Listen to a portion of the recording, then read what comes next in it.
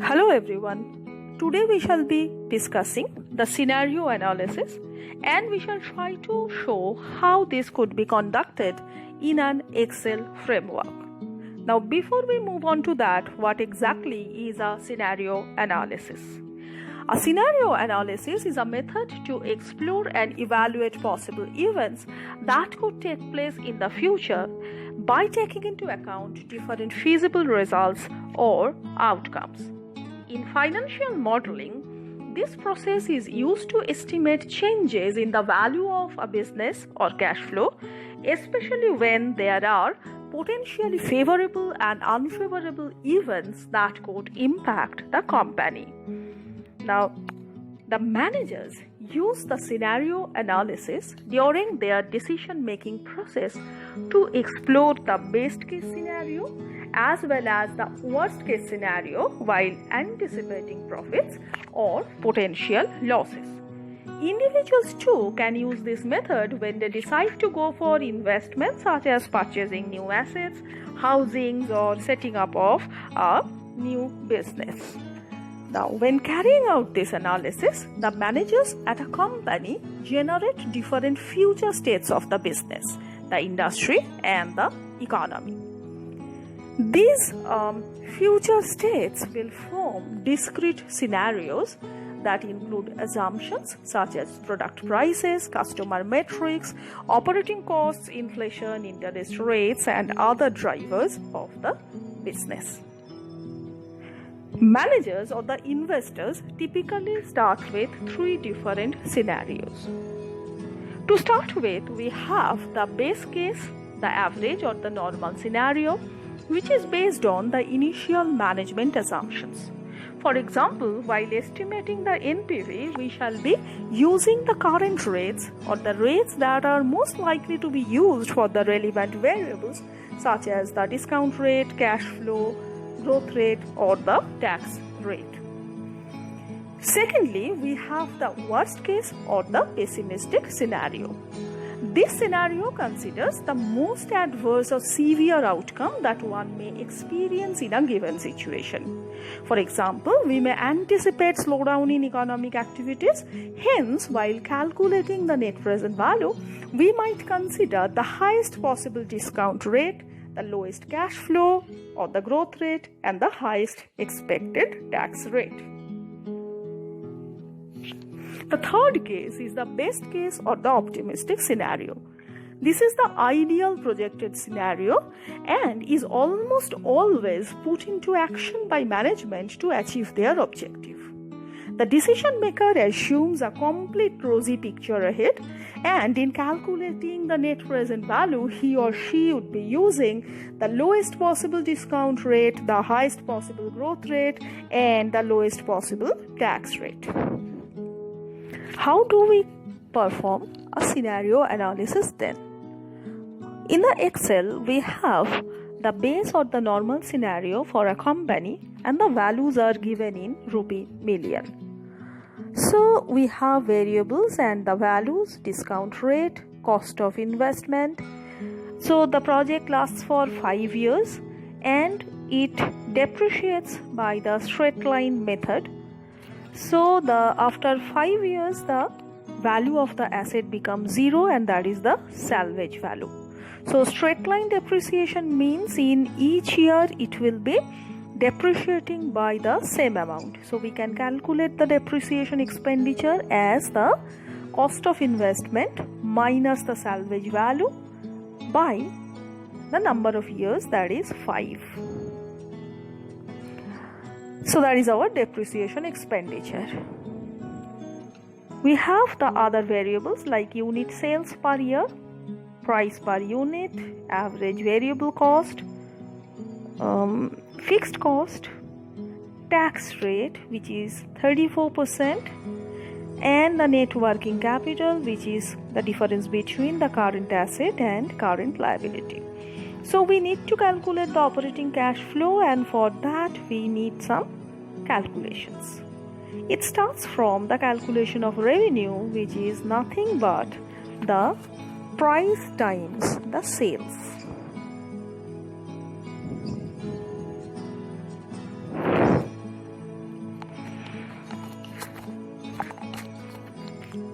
total variable cost, average variable cost times the quantity.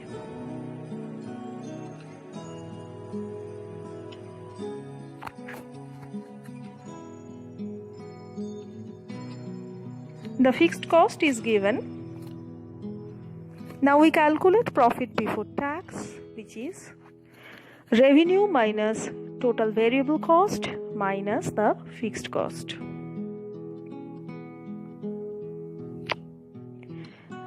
The tax, 34% of profit before tax.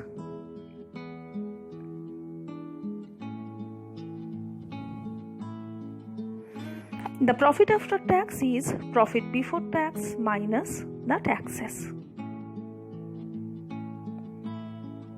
Now here we are considering the tax shield depreciation method, where we shall be adding back the benefit from the depreciation, because depreciations are exempted from taxes. So how much do we save from the depreciation? It is nothing but the tax times the depreciation, the tax rate times the depreciation. So we have calculated there. And in operating cash flow we have profit after tax plus the tax shield from the depreciation.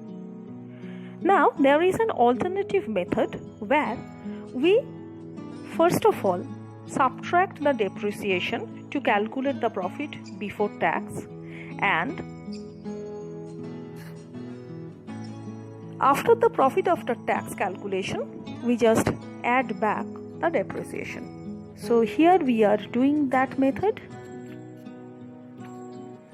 So the first one is profit minus depreciation, taxes, profit after tax,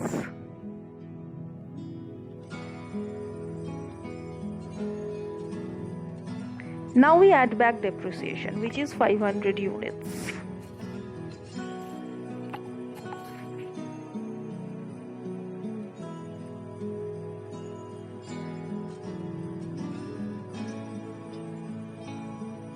So these two are giving us essentially the same results. So you may follow one of these two approaches. Actually, both the methods are similar. They are doing the same thing. So that is why they will be returning us with the same operating cash flow. So now we have calculated the operating cash flow, and then we are interested in the net present value.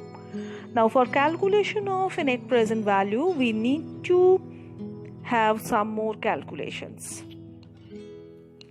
So we have the discount rate as 15%, cost of investment to be 2,500. Now the project lasts for 5 years. So we assume that for the first 4 years, the project will be giving us the same cash flow. And in the 5th year, it will be equal to cash flow, operating cash flow plus the net working capital. So for the first 4 years you have the same amount, which is operating cash flow, and for the 5th year you get back operating cash flow plus the net working capital, which is 500. So now we shall try to calculate the net present value. So here in calculation of the net present value, we shall be first using the cash flows for the 5 years, and then we shall be subtracting the cost of investment, and then the net working capital. So that is our formula. So for the first 4 years we shall be using the first 4 cash flows, and then for the 5th year the cash flow plus the net working capital, and finally we shall be subtracting the cost of investment as well as the net working capital.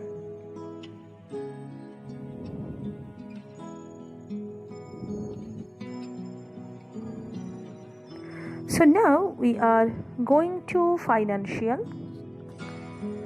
and then we click on NPV formula. The first one is the rate. That is nothing but the discount rate. So input that.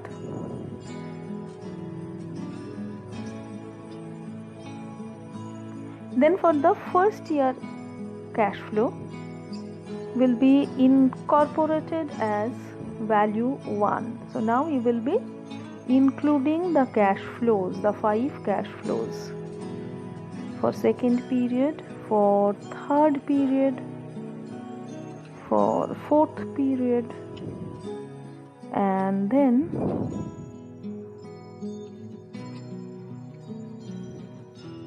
for the fifth period.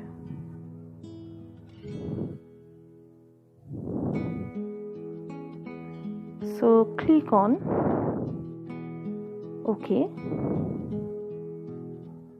Now we shall be making some modification in the formula because we need to subtract the cost of investment, which is 2,500,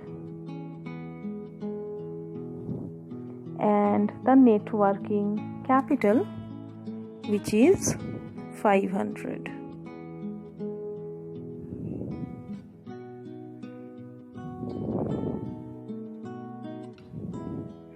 So that will be giving us the net present value in the base case.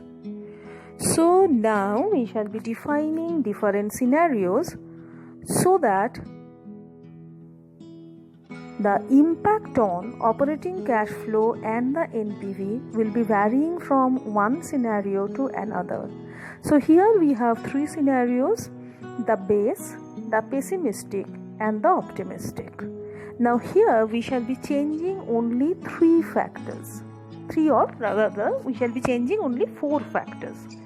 Now before we move on to the scenario analysis, we are changing the names of the cells that contain the values of the variable. So that will help us while we shall be constructing the scenarios. So here the 4 variables are changing: the sales, the price, the fixed cost, and the variable cost. And we are interested to find out the impact of these changes on the operating cash flow and NPV. Now in the pessimistic state, the prices and output falls by 10%, whereas the costs rise by 10%. So we have calculated that. In the optimistic scenario, the prices and output will rise by 10%, whereas costs will fall by 10%. So that is our assumption. So you can have many other assumptions, and similarly you can change other variables also so that you can construct the other scenarios. Now the target sales, operating cash flow, and NPV, for that you need to input the formula. So that is very important. For the target sale you should always have the formula. So that is the formula: total revenue minus all kind of cost minus depreciation into 1 minus tax rate, plus you add back the depreciation. So that's the formula. And then in the net present value cell, you incorporate the formula for net present value. So these two will be our target sale. So that's the formula for NPV. So now we shall be constructing the scenarios. So from data, what if analysis, scenario manager. So we already have 3 scenarios here. So we are deleting the scenarios. You can always delete scenarios. There are options. So we are deleting the scenarios. Now we shall be adding first the base or the normal. So first give the scenario name as the base. Then what are the sales that you are changing? The values that are given. So that entire range. but do not input the target sales here. So that is our normal scenario. So add. So it's added. Now we are adding the pessimistic one. So change the name. The sale range will be remaining the same because we will be changing those sales in order to get the values. So here just change the values of the 4 variables that define the scenario. So the values for output, price, fixed cost and the variable cost.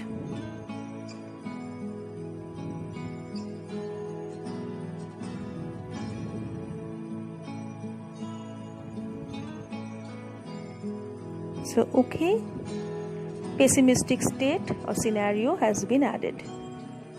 Now add the optimistic one. The name, sale ranges will be remaining unchanged. Okay, and then input the values of the 4 variables: sales, price, variable cost, fixed cost.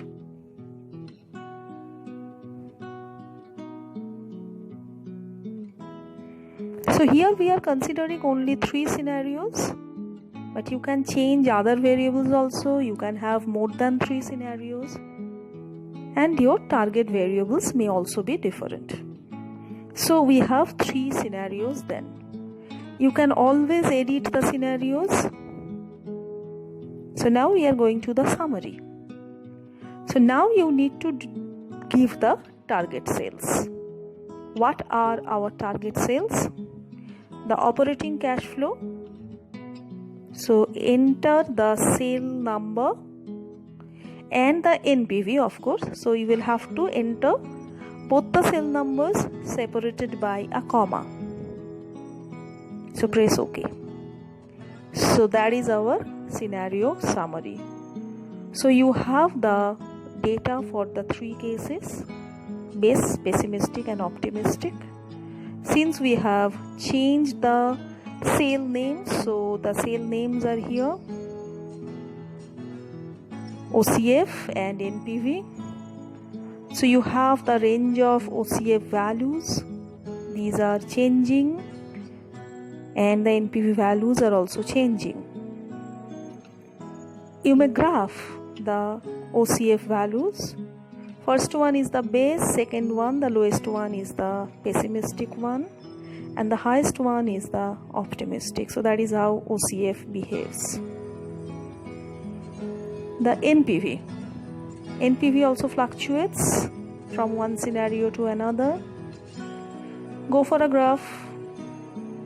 The first one is the base, second one is the lowest NPV, pessimistic NPV, and then the optimistic NPV.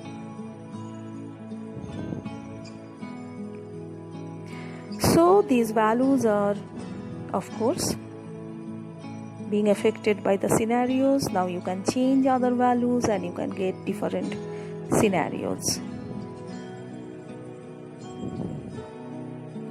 Hope things are clear to you.